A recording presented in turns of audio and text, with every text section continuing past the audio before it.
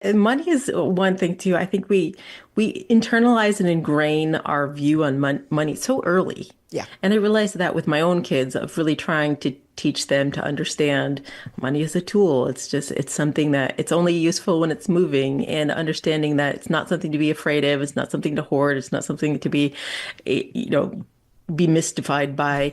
It's really trying to add, and my kids are young, so we're doing this at an early stage with them, but I want them to have a healthy relationship with money, or maybe more Yes. healthy than I did Right. growing up. I think a lot of us grow up with didn't realize we had this preconceived notion that was from our environment or our parents or early money troubles or whatever the case was, that kind of get ingrained in us at an early age. And we just take it for granted that that's the way it is. That's the way my relationship with money is. That's how money works. Hey there, and welcome to Money and You. I'm Michelle Perkins, your host. My search for more fulfilling work led me to career and business coaching, where I stumbled upon a game-changing discovery. Money issues often start with our mindset and habits. You see, our relationship with money is the key to overcoming those frustrating financial obstacles. As an entrepreneur, coach, and problem solver, I'm passionate about helping you create a great relationship with money. Because, turns out, that's the foundation for a limit-free life. Each week on Money and You, I speak with amazing guests about all things money, mindset, practical tips, and everything in between. We're here to give you new insights, education, and empowerment so money can be one of your favorite relationships. So join us for some lively conversations, and let's transform your financial life together. Hello, and welcome to the Money and You Show. I'm Michelle Perkins, your host. Can't wait to bring the show to you today. I'm so blessed to have such great guests coming on the show. This whole spring is packed full of wonderful people and big variety of individuals doing exciting things in the world and sharing their insights and their money tips and everything else with you all. So I'm going to dive in and introduce you to today's guests, and it's going to be a great show, so stick around. And I am excited to have you meet Elizabeth Bieniek. She is named one of the most influential female pioneers in technology. Elizabeth is an author, founder, and Fortune 100 leadership veteran focused on good peopling as the secret to exceptional execution. After turning corporate innovation on its head with her own unconventional success story, Elizabeth now helps leaders tap into the individual genius within their teams to unlock unrivaled motivation and uncover joy in the journey. Elizabeth, welcome. Thank you, Michelle. It's great to be here. Great to have you here. I'm so excited. And I love the title of your book, Cake on Tuesday. So we're going to get to that and talk about that. But yeah, that is a very fun title and very intriguing. And so, yeah, talk to me a little about, where you came from and how you got to this place. Sure. Yeah, I took the scenic journey in most of my life and career. I definitely went a unique way, I think. And that does lead to, I'm sure we'll get into Cake on Tuesday, but that does lead to why I have a non-traditional title to my book, because I do feel that pretty much everything I did in my life and career has been non-traditional. I finally, at enough decades in, decided to embrace that and just lean into it. But I started out in very different fields. I worked in publishing and higher education. I had my undergrad is in English before I pursued my MBA, and then I like to say fell into technology. But I think coming into tech from the outside really, in hindsight, allowed me to have a superpower of being able to look at things with fresh eyes. And ultimately, that's what led to success in that field, is being able to come at things without being encumbered by bias, without having an idea of how it should be done. So I was able to ask those really basic, fun, simple questions of why, and could we do it differently, and how could we look at this differently, and what could we explore? And that opened up some really great possibilities in innovation. I love that. I love unconventional journeys because I think honestly that's the best. It results in the best outcome in life, really, in the end. I think, trying to map it out and stick to the map, I don't know, that works for sometimes, but usually it's a little Hasn't more worked for me interesting. yet. I don't know. Yeah, it didn't work for me either. So, I guess I have to support that. So when you fell into tech, what were you doing in tech? I was coming from higher education at the time where I was managing a team of basically junior accountants and IT professionals. And when I first moved into tech, I moved into a capacity that was more looking operationally at how the business runs and can I apply some of that financial acumen to looking at our tech operations. I was doing some financial forecasting, working with manufacturing and looking at can we make some judgment calls on how we're processing things for future quarters, using different and unique information. I was pretty short-lived in that role, actually. It was a good entry point, but it allowed me to really look and say, okay, some of these processes, this doesn't make sense. Okay, you asked me to do this, but why? And I've always been driven by the understanding of wanting to know why. I was probably a very annoying child in hindsight, but really wanting to understand the why behind the actions that we were doing. And so I think it was maybe 9 months in that role, and a woman that I had met who worked in a tangential role, she ended up getting tasked with a job that was looking across business operations in the finance department, and basically looking at how do we make things better. And I think she had come across me raising my hand in one too many meetings and asking why one too many times. She's like, I have the opportunity to hire one person to join my team right now. I think this might be a good fit for you because I really need somebody who's going to dig in and understand the why and talk to people across the organization and understand what's the end goal of what we're trying to do. And can we come up with a better product and system to do that? And that was step one in a very long journey of poking holes. Oh, I love that. And I love that you ask why a lot because I do too. And it does drive my kids do too. It drives my family nuts, but it also drives other people nuts and it gets misinterpreted. And it really comes from a place of curiosity, right? I mean, right, exactly. I really genuinely am interested. And we've been redoing an investment property, and the guy who's developing it and doing everything, designing it, doing the remodel, everything. He can't stand it when I ask him why. And I'm always asking because I genuinely just want to learn. And he thinks it means I don't trust him because I keep asking why. And so it's become a huge thing, actually. Don't think we like each other that much. Trying to frame it in the right way, that it's from a point of basic curiosity and the fact of like, I want to understand so that I can do my job better, not so I can check up on if you're doing your job well. Yeah, I know. But I think that is usually it's a good lesson for notion. People who, if they have consultants in or whatever, and they're asking them why. I mean, even coaches ask a lot of why questions, but it's just to understand better. So, okay, so from there, what are some of the takeaways that you kind of came away with that you're now talking about on podcasts and other platforms? Yeah, I think the idea of not having the preconceived notions in that field really translates to a lot of different areas in life. And, we all have this idea when we were kids of like, I'm going to be this. I thought when I was 10, I thought I was going to be a veterinarian. Me too. And I think you just love animals at a certain age and feel like, oh, you're going to be a vet. Realizing that most of us end up working in fields that we didn't even know existed when we were kids and maybe didn't exist when we were kids because things change and technology changes and business changes. So I think really looking at that side of business and realizing there's so many preconceived notions in so many different areas that when you do ask the honest why, sometimes you can start unlocking and opening these doors to new opportunities that didn't exist before. And maybe there wasn't the right confluence of events for everything to come together for that position or role or opportunity to exist.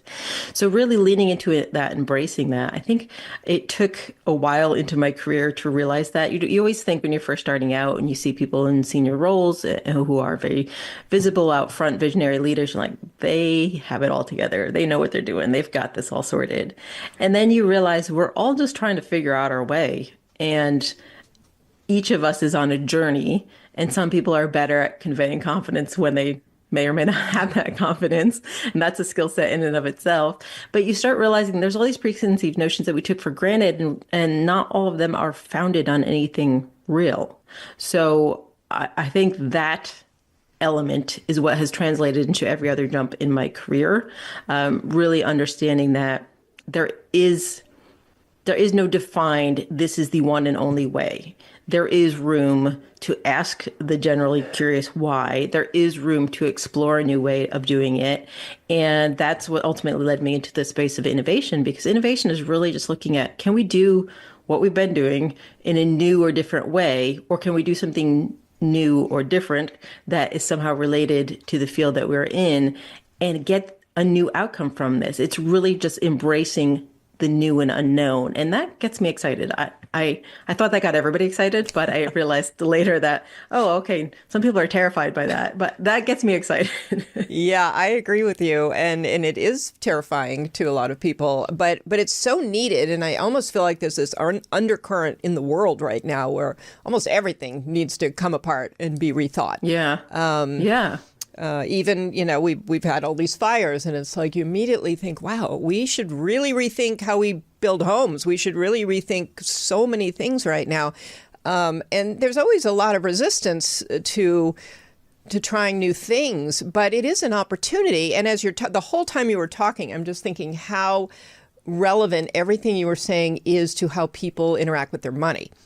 Because we don't ask ourselves why about that either. We do things for the longest time the same way, and often with relatively poor results. And we don't stop along the way and ask, why every time you get out of debt do you get back in? Why are you not investing? Yeah.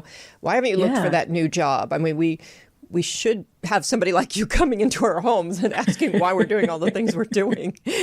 So yeah, money is one thing too. I think we coming into our homes and asking why we're doing all the things we're doing. So yeah, money is one thing too. I think we internalize and ingrain our view on money so early. Yeah. And I realized that with my own kids, of really trying to teach them to understand money is a tool. It's something that it's only useful when it's moving, and understanding that it's not something to be afraid of. It's not something to hoard. It's not something to be, be mystified by.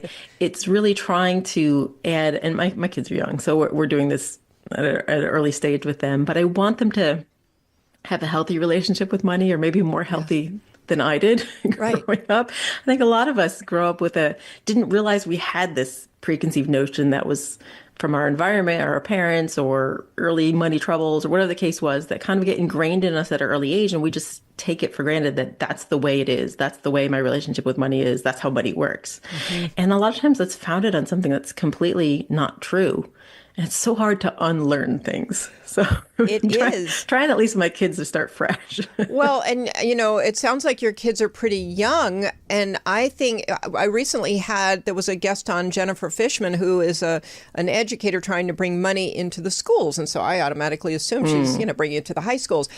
But there was a lot of science behind the fact that you need to bring it into the elementary schools. I mean, obviously, I don't know, elementary school level, but without starting there, it's almost like too late by the time, without some of the basics laid out. And I thought that was fascinating, because I would have never thought, to... You pick things up early. I have 2 in elementary and 1 in preschool, so they're still pretty young. I can get them early. Yeah. But my oldest one, she loves the going over money in math class, because they're just going over it. It makes a lot of sense to her, understand and making change and that kind of a thing. Yeah. And I love it because we get in these conversations about like, okay, well, you get this much money for your birthday, and what could you use that for? And if you do this, you get change for that. And it's just great to see, because she starts looking at it with this air of possibility of, okay, I got $20 for my birthday. Here's all the things I could do with it. I could buy my friend a present with it, but then I could still have some to put in my piggy bank, but then I could have some. And it's great to see that kind of opening up of, yes, money is something that unlocks opportunity. Mm-hmm. That is the main value of money in my mind. Well, and that's a great message for anybody, because that is a good relationship with money, seeing it as, a path to opportunity. Whereas, we know there are many parents saying, oh my gosh, put all of that away. Don't touch it, because someday you might need it. It could be, there's so many messages out there. So to be very conscious of how you're presenting it to your kids, is great. Plus, I feel like it reinforces it for yourself. It's good for everybody. So. Anytime you have to teach something, you get really down to the nitty gritty of what you really believe. Exactly. So when you're focusing on innovation, because I think we all need to be innovating all the time. I mean, if you have a small business, you know, if you have a large business, if you have a family, I mean, innovation is key pretty much to everything. You should be innovating yourself all the time. So how do you integrate that, or how would you have people integrate that into their businesses or their lives, the things that you've learned? Yeah, well, I think you hit on it, Michelle. It's that idea of we should be innovative in all areas of life. I have talked a lot about on the idea of demystifying innovation. And I think because I worked in an innovation capacity inside of corporate big tech, that environment, a lot of times we can over glorify innovation. We can call it like, well, there's this certain group that they do innovation, so they're the people that are going to innovate, and I don't have to worry about that in my job because we've got this separate innovation group that does that. And we sort of put it on this pedestal or put it over in this separate corner or department, and think that excuses us from having to be involved in that. And I think you are absolutely correct that we should be innovative in all areas of our life. I mean, still in the month of January at the moment as we're having this chat. People are being very innovative about their health as they're heading into the new year. A lot of New Year's resolutions come out of being innovative about how I want to change my health, my life, my priorities, my focus on things for the new year. And I like to take the message of innovation and say it's something that it's universal. It covers everybody in every geography, industry, walk of life. You can be innovative in the way that you treat your customers. You can be innovative in your internal processes. You can be innovative in the way you raise your kids. You can be innovative in the way that you cook your meals. You can be innovative in just about anything because it's really just looking at, am I constantly improving? Am I looking for new and different and better ways to do things? Am I open to the possibility of that? Sometimes it's just simply having an innovative mindset of being open and receptive to when you're approached with a person or idea or concept that is different. Do you entertain that? And sometimes it's just starting there. Do I have an innovative mindset in that I'm receptive to innovation? Yeah, and how do you cultivate an innovative mindset? As you're talking, I'm thinking too, you know, we all know the saying now. I don't know how it got so common, but, you know, if you just continue to do the same thing over and over, you know, expecting a different result, then that's insanity. So, but then, so we kind of know that. But then we don't necessarily do anything about it or know how to do anything about it. And so I'm trying to figure out, where's the trigger point? Like, how long do you go having a problem before you say, you know, I need to innovate something here? Yeah, inertia is real. Yeah. Inertia is a big thing, and comfort is a big thing, and fear is a big thing. And I think you start getting into all of those topics when you start talking about change. And again, we raised the topic of kids, so now I feel like I'm bringing it back to kids. But trying to teach them the idea of a certain level of discomfort is good. I read last year, I read the book, The Comfort Crisis, and I thought that was a great book. And I know it got really popular at a certain time. I think it just hit the world at the right time. But realizing how much in our current society everything is customized to comfort. And we don't want anything to go too long. We don't be hungry for too long. Food can just arrive. We don't be cold for too long. Just turn the heat up. We don't want to have to walk too far to get something. Just call an Uber. Like, we get really easily fall into these tracks of being comfortable. And on the one hand, that's great. It means we're living in a first world society and we have all these wonderful amenities. But realizing that if you don't have some element of struggle and pushback, you're not going to grow. And so we need to get a little bit more comfortable with discomfort, and realizing that discomfort is where growth happens. I mean, you're never going to get stronger muscles if you never put them through pain and exercise. You're never going to have an expanded mind if you're not constantly taxing it and introducing it to these new ideas that are forcing you to expand your approach to it. So I think a lot of it starts with that, of really embracing discomfort and realizing if you're completely comfortable where you are, you don't see a need to change, then that's probably the big signal that you do need some change. Because if you're comfortable for too long, you get stuck in this rut. And the only difference between a rut and a grave, right? They say the depth. Yeah, very interesting. That's actually the opposite of where I was going, because I wasn't thinking about comfort. I was thinking about discomfort, like being in a situation that you don't like how long will you tolerate that? But that's a really interesting point, is Yeah, we definitely can stay in a comfort zone too long. Yeah, I think a lot of times though we get comfortable with the discomfort to the wrong kind of discomfort. Like people will get comfortable in a job because it's familiar. Mm-hmm. And it's not the best thing for them. It's not stimulating or challenging, or it might be unhealthy or toxic in some way, whatever the case is, but it's familiar and we're comfortable with the familiarity. So we tolerate a different level of discomfort because it's familiar rather than it can be uncomfortable and painful to reach out, to try something new, to go from a place where everybody knows you and you have a reputation, you don't have to work that hard to build up that reputation, to go someplace and start completely new. It's almost like applying that discomfort to a different part of your life of be okay with not being so familiar, and can you embrace a new level of discomfort to go into the unknown? And that's bring us back to innovation. I mean, that's what I get excited about innovation, is because you're constantly dealing with unknown unknowns. And I find that wildly exciting because that means your possibilities are endless. But I do find a lot of people encounter that, and I totally understand the perspective of people who look at that as ultimately terrifying because you don't know what you're going to encounter. Yeah. So unknown unknowns can have a very different reaction and very different personalities.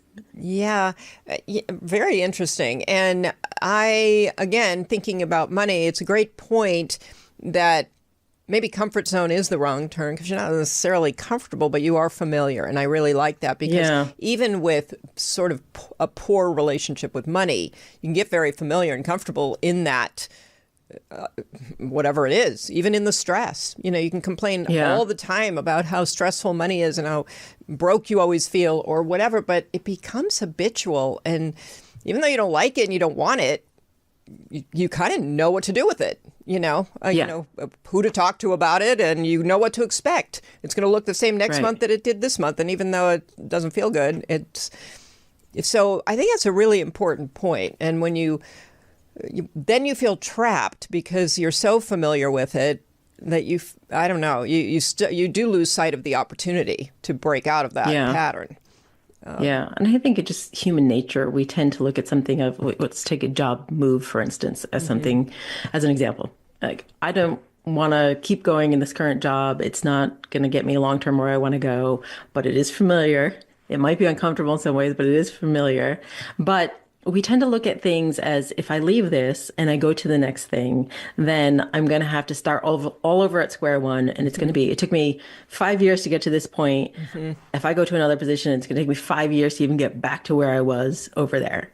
Yeah. We look at things so black and white in that regard, when in reality, there's so much transferable skills. Even if you go into an entirely different industry, if you go from, you could be an engineer in high tech and now you want to go manage a coffee shop, it could be a very different skill set. But yes, you might have to learn certain things from the ground up, how to make coffee, how to run the inventory, how to manage the customers. But you have so many transferable skills from problem solving, or running multiple things at the same time, or relationships with the other people on the team that you work with at the other place, that you have those skills with you when you go into the new role.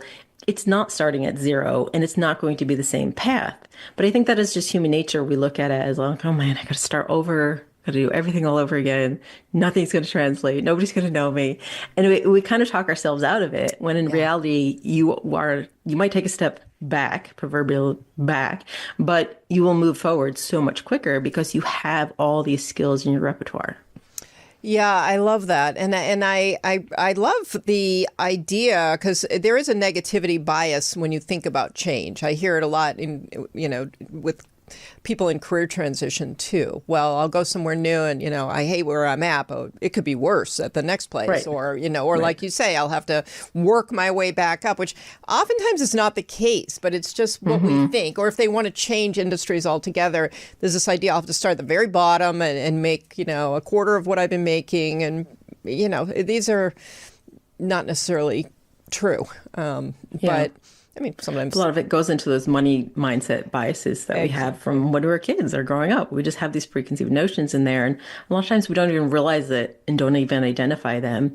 And I work with a personal coach, a career coach. And I think everybody should have somebody that they're speaking into their life, whether it's a coach, a therapist, a mentor, whatever the case is. And that's something we talked about early on in our relationship about money concepts and preconceived notions and things that we had internalized. And I realized a lot of my view on certain things in the realm of money in particular came from the fact that I grew up very poor. We were below the poverty level in upstate rural New York when I was growing up. And I was telling him this one story of like, I think the first time I remember, I think I was 14, the first time I remember having clothes with tags on it, like meaning they were new. And I'm like, just certain things about that stuck with me. I realized that in certain scenarios, I would just naturally approach at it from a position of lack rather than abundance, and realizing I didn't even know I was doing it because it was just so ingrained and so natural. And so I always came from it feeling like, well, I had all these years of we don't have, so let's hang on to, let's hoard, let's do whatever, because that was just natural and normal, and that was your viewpoint. And I had wonderful parents who were not lack mentality people, despite the fact that we went through a season of life where we did not have much. It wasn't coming from them. It wasn't that I had bad parents that gave me bad messages. I had good parents that gave me good messages, but I internalized other things about just seeing my surrounding and seeing what we didn't have and seeing times that they might not show their stress, but I might internalize my own stress based on the situation, knowing like, oh, that we don't know when the next thing is coming. And so you realize that all of these things that form us through our lives make these really complex relationships with different areas, money being one of them, and that if you don't take a moment and pause and look at it and say, what's actually motivating my thought process there? Like, I don't want to take this action. Why? Is it because I don't actually want to do it? Is it because I'm scared to do it? Is it because I've already defeated myself by telling myself I'm going to fail? Because, well, why? Based on what? And I think going through that process sometimes is really helpful to talk that through with somebody else and realize they can help you poke holes at that and point out things that are like, where are you getting that information from? What are you basing that on? Because that could be a fallacy that you're starting with. Yeah, absolutely. I do think that's the beauty of, coaching or mentorship or whatever you want to call it, is just get at that person trying to figure out why you think what you think, why you do what you do, and to identify certain things as patterns that aren't necessarily, maybe some of them are serving you, some of them aren't. So, but we can't see it easily in ourselves. And that's it's always hardest to notice things in yourself, for sure. It's really hard. So people who think, I'll just figure it out myself. I mean, I suppose you can over a very long period of time if you do the right things, but it's not easy. So life's short. I don't have that kind of time. Exactly. Just like the firm that hired you to come in and look at it. I mean, it couldn't do it either. So why don't you tell us a little about Cake on Tuesday? Because I'm curious. Sure. So I mentioned I fell into technology, but after a lot of asking why and jumping around to different roles and exploring new sides of technology, I ended up finding myself in a situation where I was able to build and run a stealth startup inside of big tech where we were building something very innovative. And it was a wild and fun journey. It was in the space of augmented reality. We were building an end-to-end holographic collaboration system. It was at the time something the industry had never seen before.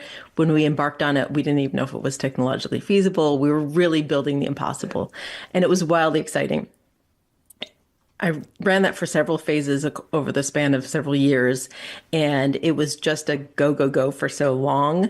When we finally got to the point where we successfully handed it off to the business unit to productize, and I was able to take a step back and just breathe and say, whew, that was a wild journey. What have we done? Do I want to do something like this again? What did I learn out of this? What do I do next? I had a chance to really just pause and think about that whole journey and start jotting down kind of like a postmortem for myself. Of what did I learn through that? What would I do different?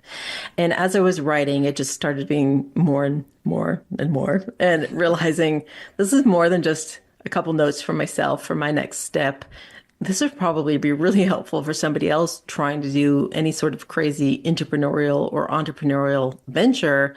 I learned a lot through this process because I wasn't necessarily set out to do most of these things. They just kind of rolled phase into phase, and one one phase would unlock another opportunity in another phase. And so I started capturing all those thoughts and then parsing them out into different sections and seeing the patterns. And it broke down into 5 main parts. The first 3 all being about starting, because it's so hard to start an idea and to move it forward. Oh, I love that. You're right. Third, yeah. The 4th section was about leading through the barren middles, what it's titled. And it's all about when the going gets rough, when things get really hard, when everybody's tempted to quit, when you want to quit. How do you not only push through that, motivate yourself through that, but how do you motivate a team to go through that? And then the 5th section is insights from the rearview mirror, which is all about the lessons that you don't necessarily know when you're in them, but you see them when you're on the other side of it. And so that formed itself into the subtitle for the book is 25 Lessons to Unlock Corporate Innovation. But the main title is Cake on Tuesday, because why not? I mean, there's too many business books out there with really boring titles. I love that. And this was very conversational. I wrote it in a way, I had several people read it and say, I felt like I was just sitting down and having coffee with you and we're chatting. Like, that's the tone of the book. And it is written as 25 little snippets of things that I learned along the way that, hey, these might help you in your journey. This is what I did. This is what worked. This is what didn't. And it's meant to just be that, very conversational. Cake on Tuesday specifically came from, there's one chapter in there called To Have Cake on Tuesday. And that came from a stretch in the project where it was hard to find motivation. We were past all the first couple phases where things were really exciting and new, but we still had a long ways to go before this was a completed project. And I was having a conversation with my ops manager, Ashley, and she and I were just brainstorming, how do we inject some fun into this? How do we add a milestone when there's not really a milestone? How do we find something to celebrate? And she had the idea of creating this Wheel of Fortune style Wheel of Winning and spinning it at the end of staff meetings. So we would just put everybody's name on it and she would spin it. And if it landed on your name, we would just send you a cake. We had a global team that was spread across 4 different countries, 9 different hours and time zones. And so we were usually meeting virtually, and it was a way we could just ship anybody a cake. And so if you landed on you, it's like, Michelle, you won. You got a cake for no reason, just because you're Michelle and it's Tuesday. Our staff meetings were on Tuesday. So that's where Cake on Tuesday came from. That's actually so clever for companies listening to this. What a great, fun It was thing. Such an inexpensive way to be highly motivating, too. Yeah, I love that. It does kind of inject some nice lightness into all the hard work going into this. So. Yeah, and if you're working remotely, far from your team on a busy project and just a cake shows up at your door, I mean, it's kind of hard not to smile. Yeah, that's great. Okay, well, I love that. And I love the phases of the book, especially, well, I don't know, I like all 3 phases actually, but I really love the getting started one because I personally have an issue with I have no issue with ideas, but I have an issue with the execution of the ideas. So I don't know if that's the that's why started. I overly biased it on starting. I have 3 sections literally on starting. So the first 3, I'm like, well, the first one is starting is hard. The second one is setting your idea in motion. And the third one is add oil and reduce friction. It's all about once you have started moving, but you need to get moving faster or better, smoother. Mm-hmm. How do you do that? Yeah. But I can lump them all into starting because starting is hard. Starting is hard. And then actually, it is true. There are phases. You get rolling and then you kind of get bored in the middle. It's like, you're tired of it. The idea isn't fresh anymore. And then toward the end, there's just, that wrap up is also very challenging. You usually find people who are like, we're great at starts. They get really motivated by starts, or they're great at conclusions. They get really satisfied with wrapping everything up with a bow. And it's usually don't meet people like, I'm so excited by middles. Interesting. Middles can be hard. So I think the way we address that, especially if you are in something in a space like innovation where it's usually flashy and exciting and fast paced, middles can be really hard because it can feel like a slog. So finding creative ways to work your way through that was definitely one of the lessons I learned through this process. I love that. Well, I love that for big projects and giant innovations like what you're talking about, but I also like it for the small stuff like getting your money in order. I mean, organizing your finances, doing a budget. I mean, these are little things. Yeah. But they don't get done. I mean, right.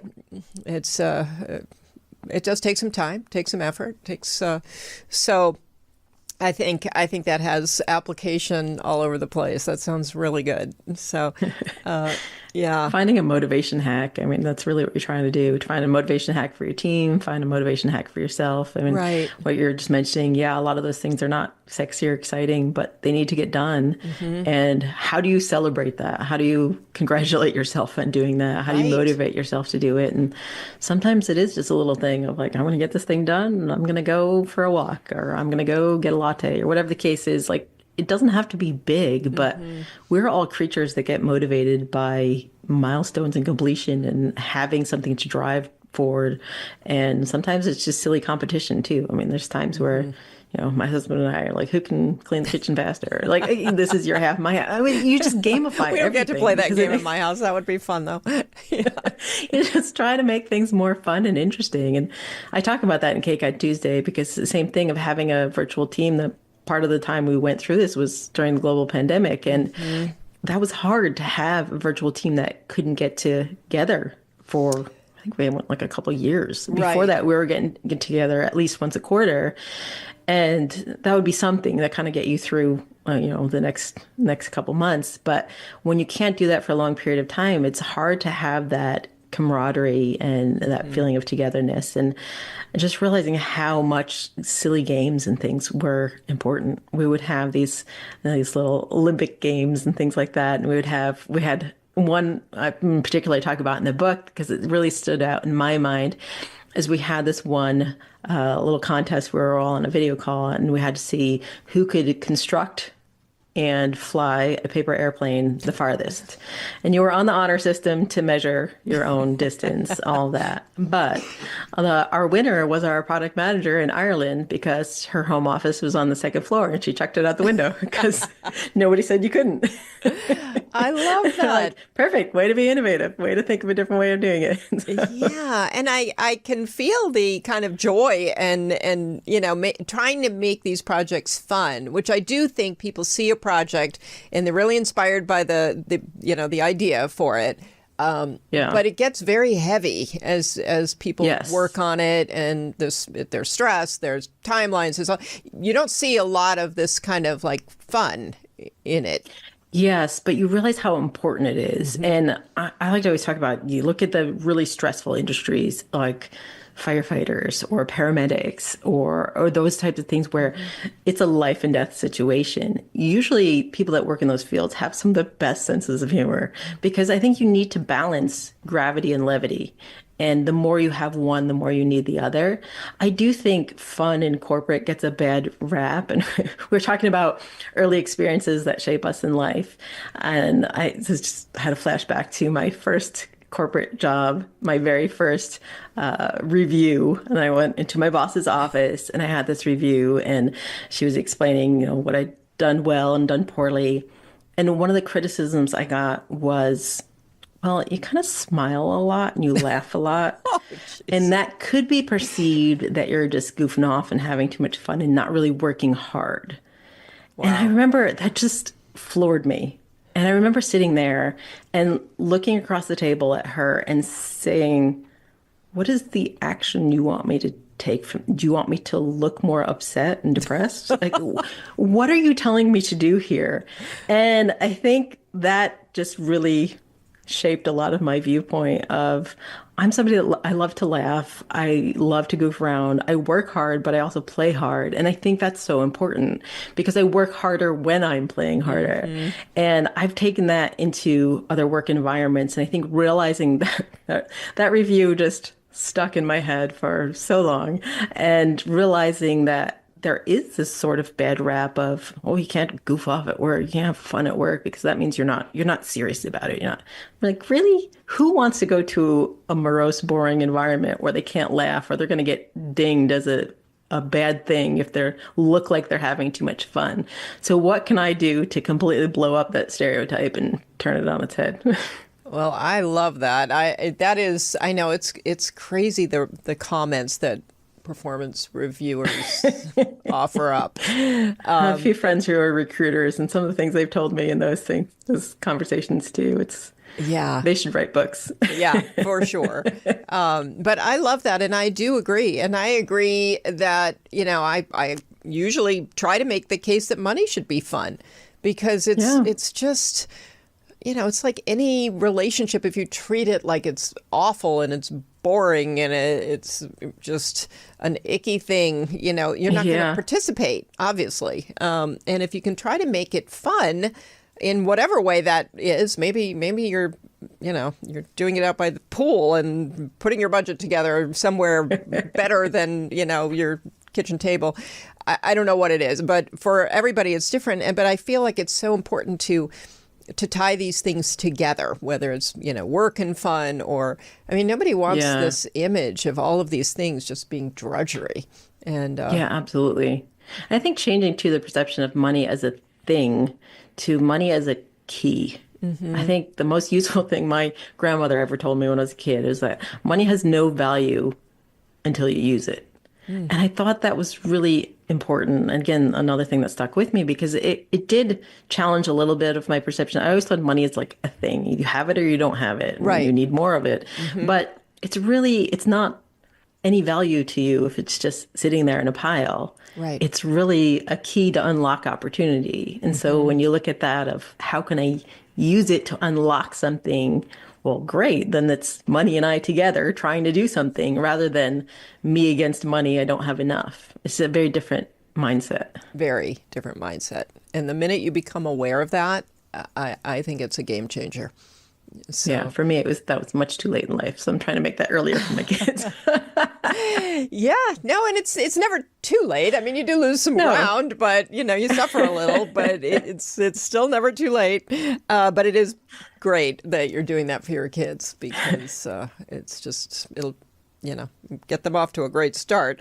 But in terms of this, innovation. That word to me is fun. When I think of innovation, I think of... Yeah, what does that mean to you? Because everybody has a different opinion. It's creative, it's fun, it's exciting. I don't associate that with any negative ideas, really. So I think it should be fun. It should be a fun process, even though it might be a hard process. And I think kind of that's the way everything should be, but as much as possible. So, yeah. And so how did you... where are you now? You're talking about all of these things around innovation. What is sort of your mission at this point? Yeah, so writing Cake on Tuesday was a dangerous thing, I think, because it really opened up a whole new realm of possibilities. I really enjoyed the writing process. I really enjoyed the idea of, well, if I was going to use this information that I learned the hard way and use it to help somebody else in their journey, how would I do that? How would I break it down to its simplest form, but useful enough that it would be a nugget of truth that they could use to move forward? And I really enjoyed that process and that exercise. And I ended up, I mentioned it started as a thought process of what do I do next and how do I take these learnings and apply it to the next thing. And I took some time and really thought about, do I want to do another entrepreneurial venture, another innovation project inside of a organization? Do I want to do my own startup? Or do I want to help other people in their journey? And I really found myself gravitating towards that third option. And so I left corporate America just under a year ago and launched out on my own, started my own website, elizabethbionic.com. And I used Cake on Tuesday to kind of push along in that realm. And I've really been focused in writing, speaking, and some consulting work in that space. But even that, I feel like I keep innovating and disrupting myself because I was focusing more on consulting initially, and I'm shifting a little bit more to teaching and training now because I'm realizing consulting, a lot of times you're coming in when there's already a problem, and how do we fix the problem that's already there? Whereas if I can focus more on teaching and training, I'm more on focusing on helping you avoid the problem in the first case. So I like that idea because I feel like it's a better path for what I'm passionate about, rather than, hey, you already screwed up here. Let's see if we can solve that. Hey, maybe I can keep you from screwing up because I've already screwed up a lot of times. And let me show you what worked and didn't work for me. And I really enjoy that. So I'm pivoting more in 2025 towards training and instruction. Nice. Okay. And I see we have your website up there so people can reach out to you. Is that... if they, well, obviously they can find elizabethbionic.com, or I'm at Cake on Tuesday on Instagram. You can find me on LinkedIn. Okay. And reach out to me, connect at elizabethbunick.com. Yeah, great for speaking opportunities, and especially in companies, I would think. That sounds really great. Corporate environments specifically that Yeah. are looking for better ways to employ innovation or add some fun and levity into your organization. Yeah, that's okay. That is great, and feeds into the whole idea of building a culture too, I think, which Absolutely. is so Absolutely. important these days. Yeah, wonderful. Well, thank you so much for being here. I love talking to you, and I think there were so many important nuggets in that conversation, and I hope it inspires people to just look at their own lives and whatever it is that they're doing in their career or business, to think in a more innovative way. As we forget, we're busy. We're working on Exactly. whatever we're working on, and we forget to be innovative, or that it's important to Exactly. stop. We're never too busy to pause and think. Yeah, Thank you so I much know. for And having me, Michelle. I will Appreciate ask that. this Yeah. last question. So, I know a lot of entrepreneurs who they need a little thinking time. They need to up level to that visionary that they're supposed to be, and find time for that where they can, kind of come up with some innovative ideas. So what do you have a recommendation for that when people do feel like, I'm so busy, I can't step away and, sit there with a pad of paper? Yeah, I would say two things come to mind very readily. One being, don't think of it as a luxury of, okay, I just gotta find time. Yeah, I don't know if I really have that time, like carve it out. I really should be doing these other things. We tend to devalue it and look at it as a luxury of when I have the time. When in reality, if you look at it more as a necessity to ensure that you are on track and going in the right direction. A lot of times we spend too much time optimizing the thing we're currently doing, make it more efficient, make it faster, make it cheaper. But we don't stop and pause and think, are we doing the right thing? Are we going in the right direction? Yeah. And when we stop and do that, it's a much better return on the time we're investing in it. So one, reframing the way we're thinking. The second thing, I have a recurring theme through Cake on Tuesday, which is all about going outside. And this is both figurative and literal.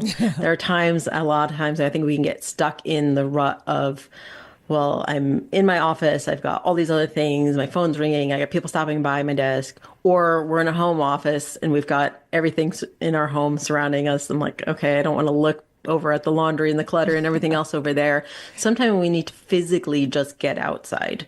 There's something about just getting the wind on your face, the sun on your face, and getting some fresh air that really helps us in that positioning and reframing our thought process, because we have just moved from all those physical things that are blocking us to now being outside in fresh air. So I think going outside of very literally is a big step, but I think figuratively as well, of just thinking, I like to do white paper exercises of, if I'm facing something new, rather than looking at it as, here's everything I know right now, here's my current business plan or strategy, what's the tangential next thing I could do, branching off of this, what's an adjacent market I could go after. We would tend to have a place to start, and then how do we innovate from there? But that's really limiting your approach and your process. I like to now and then just chuck out everything just for a short period of time, and get out a blank piece of paper and just think about, if I'm approaching this from an entirely different perspective. And if you're stuck doing this, then talk to somebody about it. I love the idea of running your idea by strangers, like chatting with somebody at a farmer's market, or talking to somebody in your kid's pickup line about, like, hey, I'm trying to do this. Like, what are your thoughts? Sometimes getting an idea from somebody who has no idea what your business is, no idea what you're facing, that's the best perspective, because they aren't biased by all those other things. So sometimes they can see an actionable nugget of truth that you are too close to see. So I like that idea of also figuratively getting outside of what you know. Oh, I love that. Okay. I'm going to leave it there because that was so good. Thank you so much. I couldn't agree more. Yeah, that's great. Thank you, Michelle. Okay. Well, Elizabeth, thank you so much for joining me today. And yeah, this was a great conversation, and got me wanting to run home and see what I can innovate and see what I can unlearn. That's love it. Yeah, I love it too. You realize how attached you get to things even when they're not working. So, Yes. Yeah, thank you. Okay, well, appreciate it, and looking forward to seeing what you're up to in the future. I think it's going to be very exciting. So, and thank you, audience, for listening to the show today. We love bringing you the Money and You Show. We love bringing you wonderful guests like Elizabeth. And please share the show. Share the show with your friends, your family. Please rate and review the show so we can continue to bring you wonderful guests and continue just enlightening you in multiple ways around money and business and life. So thank you again. We'll see you next week.